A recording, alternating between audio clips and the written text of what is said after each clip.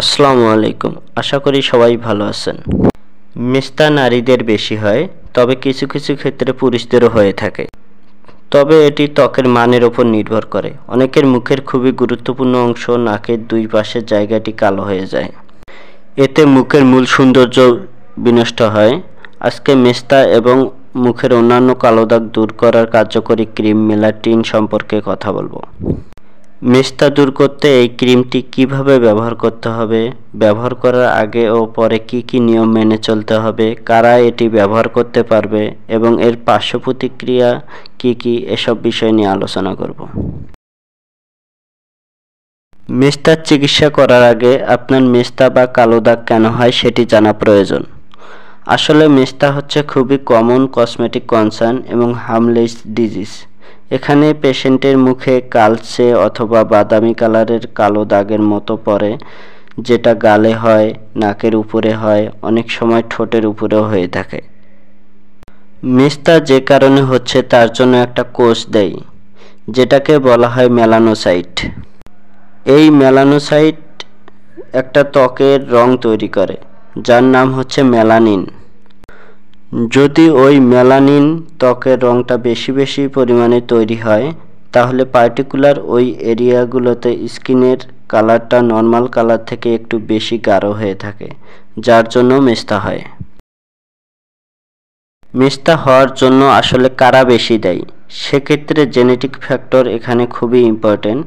দেখা যাচ্ছে যে 33 to 50% কেসেস ফ্যামিলি হিস্ট্রিটা পজিটিভ থাকে। যেমন মা, খালা, ফুফুদের কারো থাকলে তার মেস্তা হওয়ার সম্ভাবনাটা বেশি থাকে।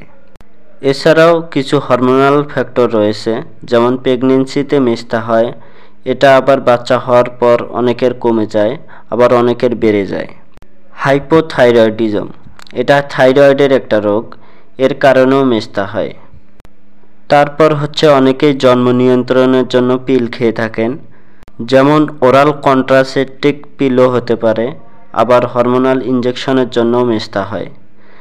তারপর হচ্ছে এলইডি স্ক্রিনিং টাইম, মানে হচ্ছে অনেকেই অনেক বেশি ল্যাপটপে কাজ করে, মোবাইল ধরছে, তাদের ক্ষেত্রেও মুখে মেস্তা হয়।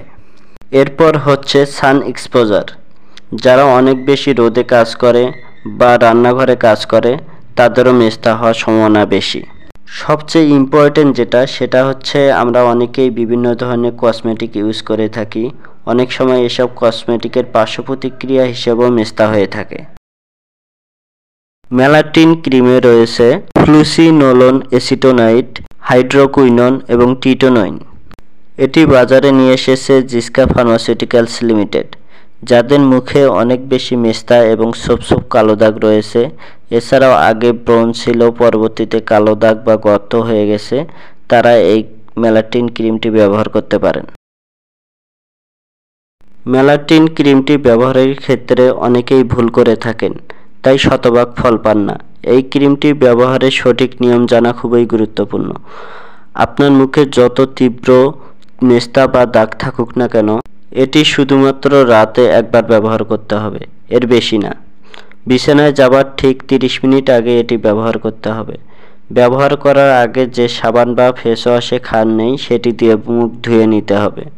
ক্ষারমুক্ত সাবান বা ফেস ওয়াশ না থাকলে পরিষ্কার পানি দিয়ে মুখ ধুয়ে নিতে হবে। তারপর আক্রান্ত স্থানে খুবই পাতলা করে পুরো জায়গায় মালিশ করতে হবে। খেয়াল রাখতে হবে যেন কোনো জায়গায় অতিরিক্ত না লাগে। আর এই ক্রিমটি যতদিন ব্যবহার করবেন ততদিন আপনার রোদে যাওয়া যাবে না, সূর্যরশ্মি এড়িয়ে চলতে হবে। বাইরের কাজে বের হলে অবশ্যই সানস্ক্রিন ব্যবহার করতে হবে। মোটামুটি 1 থেকে 1.5 মাস ব্যবহারে শতভাগ ফল পাওয়া যায়।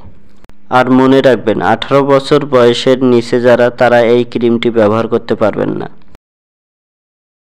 মেলাটিন ক্রিম ব্যবহারে অল্প কিছু সাইড ইফেক্ট দেখা দিতে পারে, যেমন যারা তীব্র অ্যাজমা রোগী, তাদের শ্বাসকষ্ট কিছুটা বেড়ে যেতে পারে।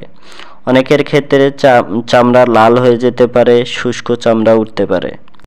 আবার কারো কারো হালকা জ্বালা পোড়া বা চুলকানি হতে পারে।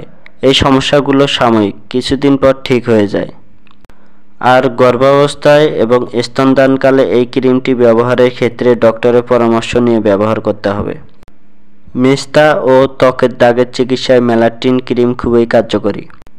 ক্রিমটি প্রথম কয়েকবার ব্যবহারে হালকা চুলকানি ও জ্বালাপোড়া অনুভূত হলেও ব্যবহার করা চালিয়ে যেতে হবে, পরে ধীরে ধীরে ঠিক হয়ে যাবে। আশা করা যায় 1 মাস ব্যবহারে সব মেস্তার দাগ চলে যাবে।